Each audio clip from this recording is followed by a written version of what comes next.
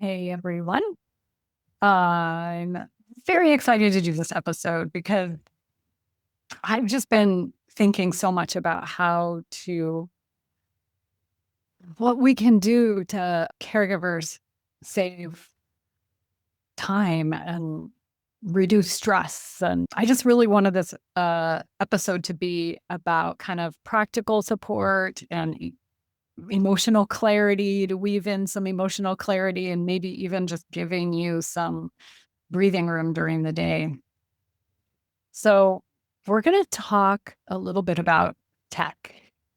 And tech is kind of a big word, meaning it can cover a whole bunch of categories. So, my goal is to hopefully make this, easy to understand. I want to break it down into kind of some simple ideas for you. So, I'm not going to go into, I'm not going to deep dive into any of these certain tech tools, but I did want to just plant the seed for family caregivers to get an idea of how tech might help you in your role as a caregiver and help your loved ones who might be living with dementia. So, have you ever been in the position where you just wish that you had another set of hands? I mean, how many times do we just think, I've got this. If I could just clone myself, or even just another set of hands, I'd be great. And really, we think of that so that we can just stay on top of things. That's all. People just have endless tasks and lists, and so I really wanted to bring this episode to you today to help with that. So, yeah, we're gonna look at some gadgets. Maybe we're gonna talk a little bit about AI. The goal here is really, again, to lighten your load, but without replacing the heart of caregiving. So this isn't about handing your loved one off to robots. This is more about creating a space for you to be present, connected, and human. So we're really looking at these tech tools as just that, tools to help you. So let's start by talking a little bit about the pain points. What are the parts of caregiving that feel the heaviest to you? So just take a moment and, reflect as I'll read through some ideas and some things that might be what you're experiencing. But think about that. What part might feel the heaviest for you? And it might be when we're thinking about tasks and to-dos and things like that, it might be things like coordinating appointments or medications, whether that's tracking medications or scheduling appointments or trying to keep on top of appointments. It sounds like maybe a small thing on the list, but we all know that that's a huge thing. There's who's doing it, who's going, who's monitoring the changes and results and recommendations. There's so much there. Who's communicating with the doctor? How is that being communicated? Like there's such a huge piece. Another area that might feel heavy for you would be making sure that everybody is on the same page. I know how difficult it can be when it feels like everything is falling on you to monitor and manage. And sometimes even just feeling like, I can't tell you how many people I talk to that feel conflicted about the fact that they want to keep the family informed, but it's just one more thing on the list to do. It's one more to do. So you got to open up the email and type the email. You got to pick up the phone and update people. Or when they call, they're asking you. And so that might be a heavy area for you that we can explore some tech assistance with, just making sure that everybody is on the same page. Another area might be keeping your loved one safe when you can't be in the room, or if they are still living independently, or if you're not there and someone else is there. What are some tools, tech tools that might be able to help keep people safe longer? I mean, one of the major things that initiates the need for someone to move to higher level of care is the safety, being alone. And so what if there is a tech tool that could help with that? Another area might be tracking changes, keeping track of things. Like, we know it's helpful to be kind of having our finger on the pulse of the changes, especially when you're living with the person you're caring for. You don't always pick up on the little changes because you're there all the time. And so then you have a family member show up and see the big change.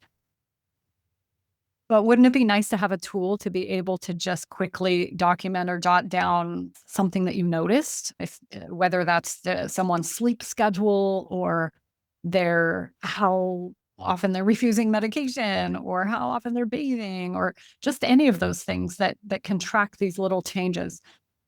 Again, the goal is always not putting more on the caregiver to be monitoring and doing all this stuff.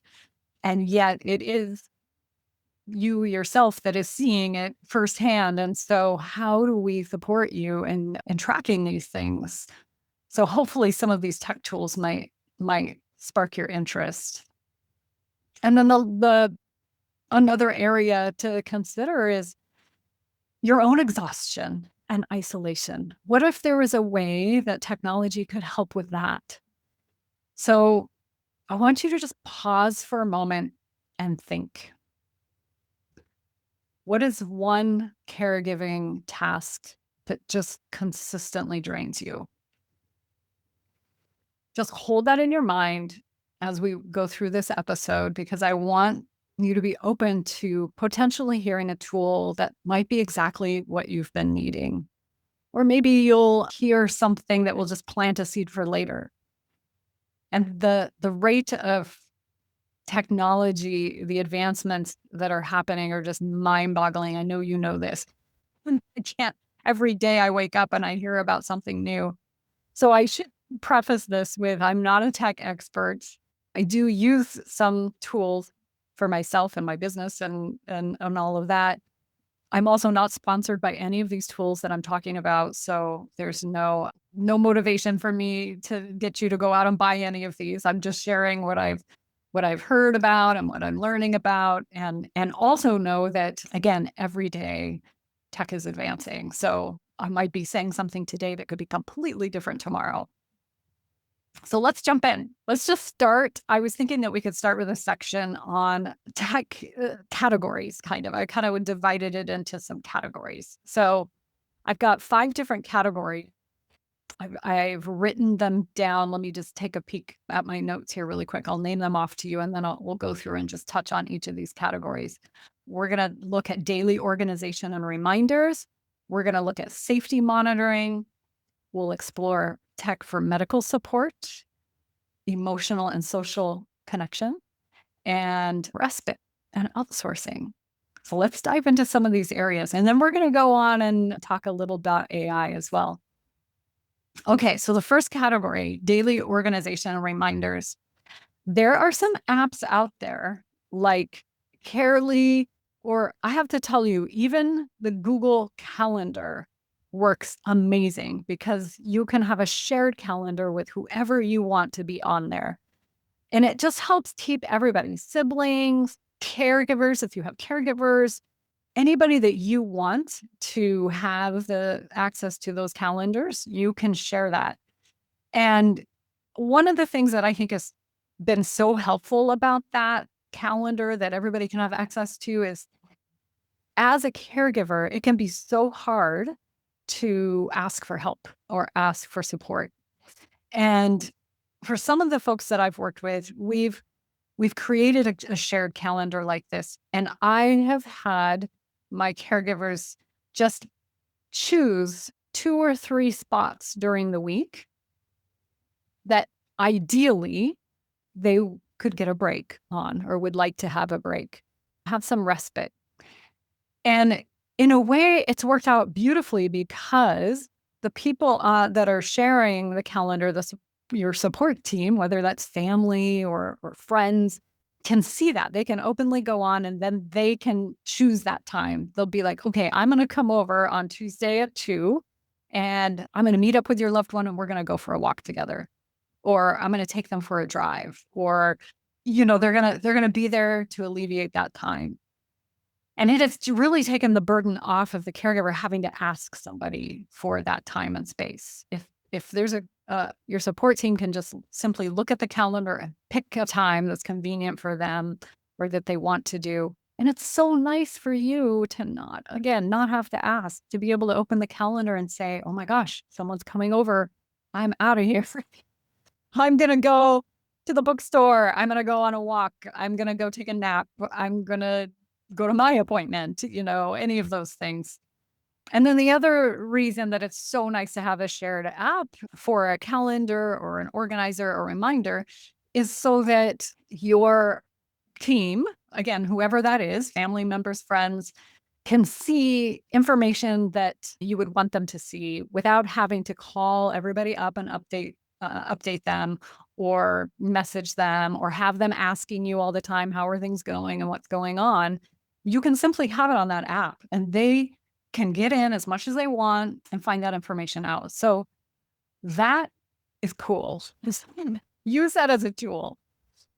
So another thing in that category of organization and reminders might be a digital task list that can replace your sticky notes everywhere that you have by the fridge or, scattered around the house. I know because of how my brain works, I'm constantly thinking about things throughout the day as I'm going. And to have a digital task list, no matter what tool you choose to use, it may just be on your phone, you have the little note category that you're talking into, or I've been using on Chat GPT. I have a thread that's kind of my to-do list. And whenever I think of something, I just open it up and add it. And it's really nice to just have it all in one spot. So it helps organize your brain a little too. And then you can have these things called voice assistants. So like Alexa or Google Home can be programmed to remind your loved one to do things like drink water or take their medication. You can program these things to give those alerts or reminders, whether that's to yourself or to your loved one. So the second category that might be helpful is safety and monitoring. And we actually are kind of using these tools anyway. So I just want to encourage you to think about how to use them in the role as the caregiver. And so under the safety and monitoring category, I'm thinking of things like GPS trackers, right? Because whether your loved one is more in the early stages of memory loss, they're still able to go out on a walk or they may still be driving even. And just to have that peace of mind that if they did get turned around or lost, that you would be able to find them. And those GPS trackers could simply be someone bringing their cell phone with them and, so that you can see where they are based on their cell phone. Or for those individuals that might be in the later stages of dementia that are still ambulatory and they might be wandering or exit seeking, having one of those little trackers that you just slip in their shoe or slip in their pocket or slip in the purse or, something like that, where you can know where they are. It's so helpful. Again, you may never even need it, but just to have that peace of mind. I had a client that was going on a trip and they took their loved one to the airport and we talked about ways to help her because her husband was very prone to just wandering off and it had happened in the past. And so she was very nervous about handling all the suitcases and getting through security and tickets and all the stuff that you have to manage when you're traveling. And her spouse who would just she'd turn around and he was gone. So we talked about a lot of different things that she could think about, like, making sure he wore a brightly colored hat that she could spot. But she could also have this little tracker too, that she just whips out her phone and she knows right where he's at. So that can give you just so much peace of mind. The other thing that you could consider in this category of safety and monitoring is stove shutoff devices. So, or even fall detection sensors or sensors that just let you know, like, what am I trying to say? Movement sensors. So you know if someone's up and moving, or if someone has fallen, or you know that, the smart home devices, they're not, you've programmed it so the stove won't turn on, or the temperature is set for a certain degree. I know one of my residents also was classic at messing with the thermostat. So it's just nice to have that.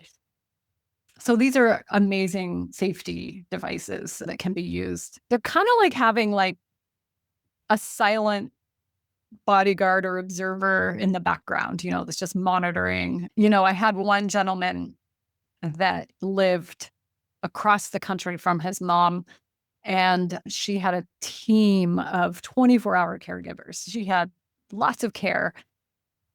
And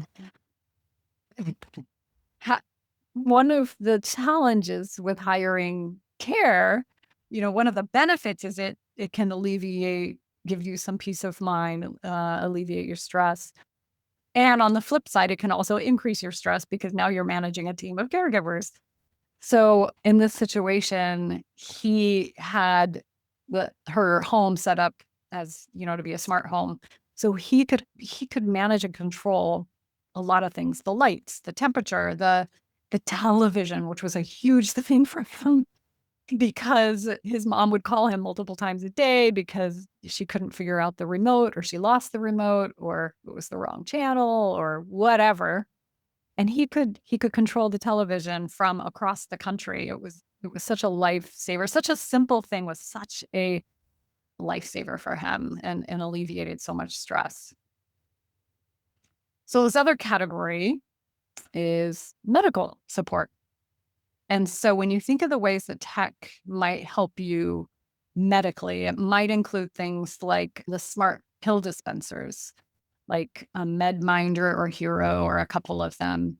And they're pretty cool if you're not familiar with those, but you can fill a whole week's or month's worth of medication, and they will lock so that, your loved one isn't mixing them up or confusing them. They won't be able to even open them until the programmed time.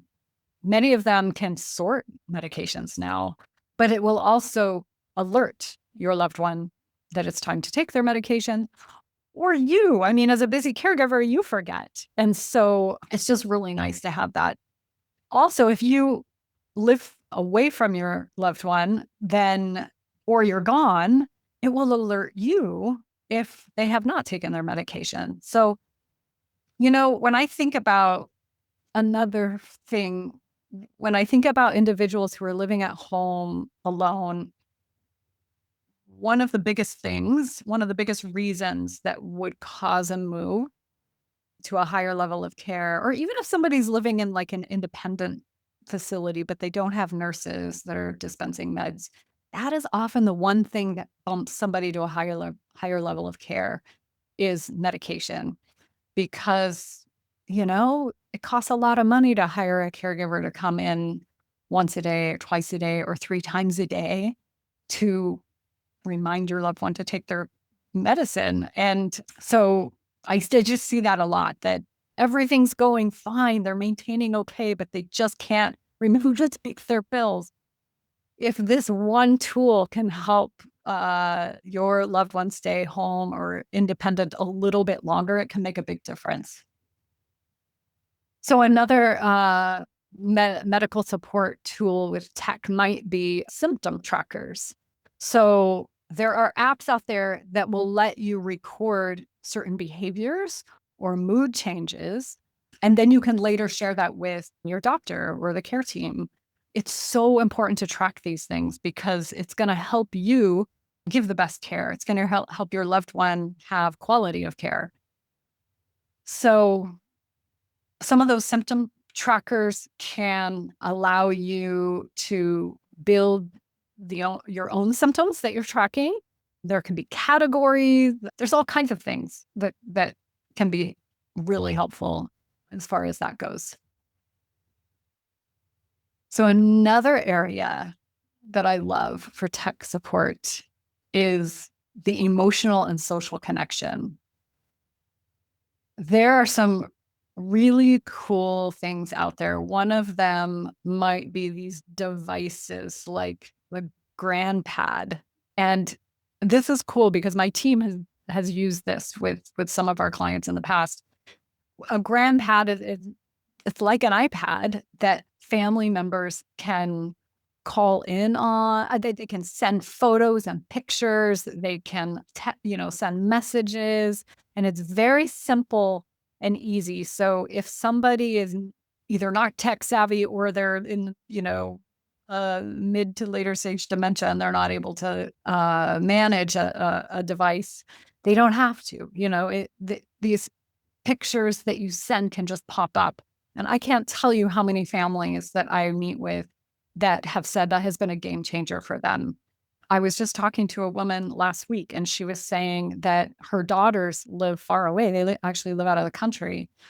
And every evening or every day, they will send photos to their dad on this device. And she was telling me, it is incredible. He will get up first thing in the morning. He is so excited to see what messages are going to be on this pad in the morning. So talk about quality of life for him. He has something to look forward to. The second thing is the connection that he has with his daughters. The fact that the daughters feel like they are contributing and helping and connected to their dad is amazing. I mean, that is so important, for them when they live so far away to feel like that their dad still knows who they are and is still somehow involved in their life. And then for him to be able to have something to look forward to and feel connected to them as well. So, for example, she was sharing that one of her daughters got a new puppy. And so they would just send pictures of the puppy and, the puppy eating and them holding the puppy little videos of the puppy playing. And so he has been a very active participant in watching, the excitement of getting a puppy, of the daughter getting a puppy, and then watching this puppy grow. They have something to talk about and communicate about.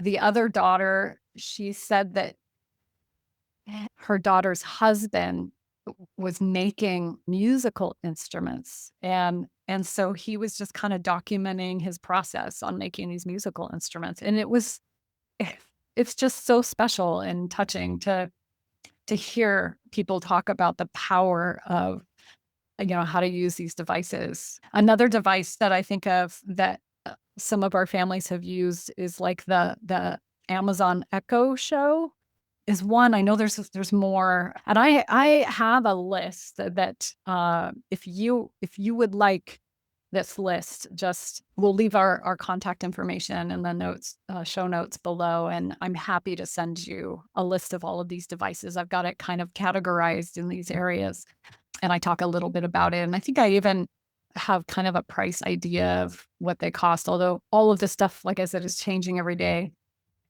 But anyways, this Amazon Echo Show is really great because it's a device that can be in the room and the person does not have to touch it at all. They don't have to turn it on. They don't have to answer the call. They don't have to do anything. So family members can just pop on, and they're able to see the room.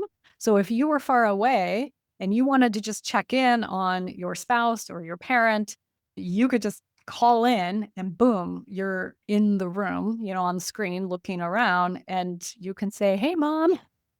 And she can answer back and you can check in, you can have a conversation. It's been really helpful for so many families. Then there are things like for the social connection and emotional connection, there are these virtual support groups that can also help with people just having kind of a companion to talk to. They're even coming out with some AI-based chat companions for checking in at night. I mean, there's so much. Your imagination is the limit, really, at this point. And then the last category is this respite and outsourcing platforms that are out there. Like, oh, I haven't gone onto these, so I just want to preface that. But there's TaskRabbit, Papa is one, Care.com. Those can help you find help here and there if you just need somebody to run errands for you, or arrange transportation, or find housekeeping. Again, we always caution, when you're bringing someone into your home or communicating with them, we want to just make sure that you're being safe. It's hard to vet these individuals. So, wear your safety goggles there. Okay. So how about AI? Now, people are all over the board with AI these days. Some people are very familiar with using AI. Some people are not familiar at all. Some people are excited and comfortable with AI, and some people are not at all. So I want to respect, where you're at with the whole idea of AI. And I just want to plant some seeds for you and show you some ways that people are kind of using those tools. And I'm talking about specifically like Chat GPT, or Google has Gemini, Claude is out there. There's a few different ones out there, and most of them are free. And so if you're comfortable with them or you're curious about them, here's a couple ways to think about, some simple ways to think about using AI as a caregiver. Now, I always think of AI as kind of an external brain, or if I wanted to meet with an expert, I can tell AI to be an expert in this or that, or, an expert on, oh gosh, anything. So the ways that you might think about, and they're available 24/7. So you have to, it's like having a personal assistant, but you don't have to pay for them. So the most common way that I hear people using AI is kind of the way to stick your finger in, or your toe in the water, is emails. So what if you are trying to send an email to a doctor and it's a little tricky, or a family member? I know for myself, I'm very wordy, and I think out loud. So I will open the AI app and I will just start talking. So I usually start by saying, okay, I need you to be blank. I need you to be an assistant that's going to help me draft this email. I need you to be an expert in nutrition. I need you to be a functional medicine doctor so that I can brainstorm, a treatment that I'm thinking about. Whatever it is, the world is it's limitless. And so I will open up, I'll say, okay, I need you to help me get my thoughts straight here. I need to send an email to the doctor, but I'm not really sure exactly what he needs to know. I don't want it to be very long and wordy. So I'm just going to brainstorm all the things I'm thinking of, and maybe you can put it together in an easy to understand format that I can send to the doctor. And Chat GPT, I lovingly call Chad, will say, go for it, sure. Or sometimes I'll say, ask me some questions. And so Chad will come back and say, okay, here's a list of questions. How has your loved one been sleeping lately? How have they been eating? How are they transferring? Are there any other? And they'll go through and interview me essentially, and I'll kind of update what I've been noticing or thinking. And then I'll say, okay, throw that into an email, and boom, it'll throw together an email. And you can be as specific or broad as you want. You could say, I want it to be bullet pointed. I only want it to be so many words long. You can say, I want it to come from a warm and loving voice, or I want to be direct and professional. You get to determine that when you're communicating with AI, the AI of your choice. And if you don't like the email, you can say, give me 5 other versions with different tones. It's totally up to you. So I'm just kind of painting a picture a little bit of how AI may save you time and help you with something as simple, and I'm using air quotes because I know the simple things aren't always simple, might help you with something like drafting an email. So another example that you might use AI for would be ideas engaging your loved one in activities at their level, right? So you could ask your AI device, again, it might be Gemini, it might be Claude, it might be ChatGPT, but you could say, hey, I'm really wanting to put together an activity plan and get my loved one to engage in activities. I want you to be an expert in dementia, and I want you to help me think of activities that might be helpful for them. Why don't you interview me and ask me questions? And then it will come back and ask you questions, usually about what type of dementia they may have, what are the things they used to love and what used to bring them joy, what are their current capabilities or limitations. It'll ask you all these questions so that then you can feed that information back, and then you can say, okay, now make me a list of appropriate activities.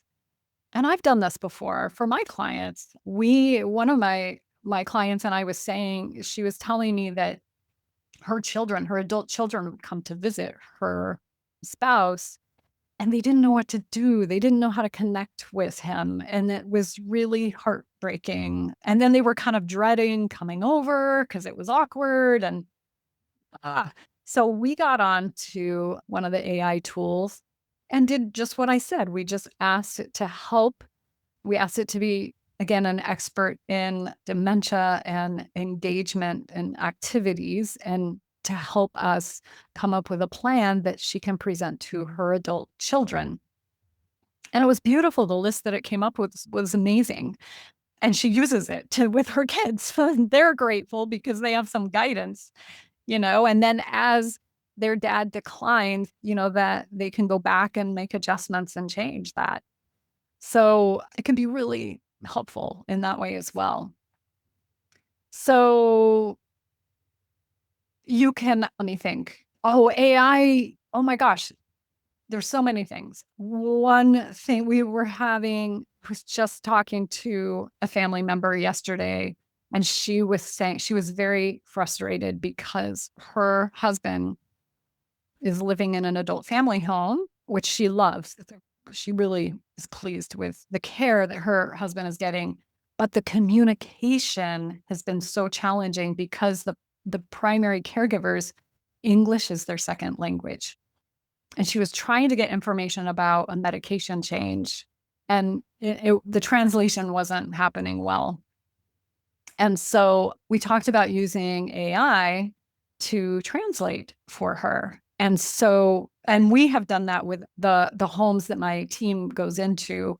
And it's really cool because you can literally say, hey, I'm going to speak English. I need you to translate this into Spanish or another language.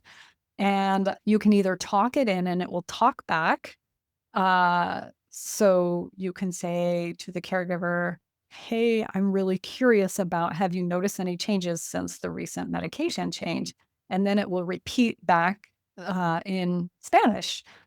And then the person can respond back in Spanish, and then it will repeat it back in English. Or you can simply have it written so that you can hold it up and they can read it. And this has been so helpful. Gosh, another one would be understanding medical terms or certain diagnoses, or maybe you're seeing a certain behavior that you're not too sure about. You can hop on to the AI and ask about it and just say, what does this mean? I keep hearing, the nurses say this word and I don't know what it means. Or, hey, my loved one has been doing this thing lately. Is this normal for their type of dementia? So as you can imagine, it can be almost limitless, right? I feel like I could do a whole separate episode just on how to use AI as a caregiver. I might do that in the future. Let me know if that would be of interest to you. We could dive down that rabbit hole together.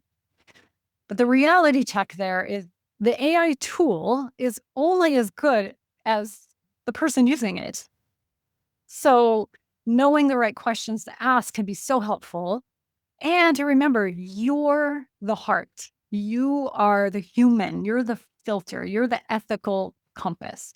AI is just a helper. It's just a tool, not your replacement. So this last section that I wanted to talk about is something that means a lot to me, right? Is keeping the heart in tech. And so I think it's really important to not feel overwhelmed. Again, these tools are meant to assist you, not overwhelm you. So think about just starting with one little thing. We talked about a lot of things today, or maybe just start with one. Just test it and see, how does it feel before you think about adding a bunch of other things or any other thing. How does it feel? Does it feel like it was helpful? Was it not? What do you wish it could do for you?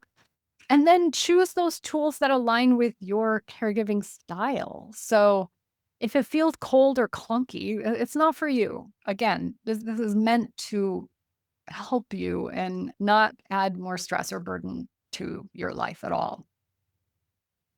So tech should free you for connection, not replace it, not replace the connection. So an example might be, go ahead, let the medication reminder chime so that you don't have to worry about watching the clock all the time, right? Then you can free yourself up to spend more time taking care of yourself or your loved one instead of worrying about tracking, medication times. So what I would say is, again, tech is here to serve you, not the other way around. The right tools will help you reclaim your time. They can help you lower your stress levels. They can even make room for just small, precious moments to be present again with your loved one or, taking care of yourself. So I would really love to hear from you. What tools are you using? Have you tried any? Have they made a difference? Do you want that list that I'm happy to share? Like I said, I put together a list for a presentation I did a couple of months ago. I'm happy to share that with you. But I'd really love to hear what you're using, or what if you could wave a magic wand and create a tool, what would that look like? What would that be? I hope this was helpful. I so appreciate all of you. My heart is with you always.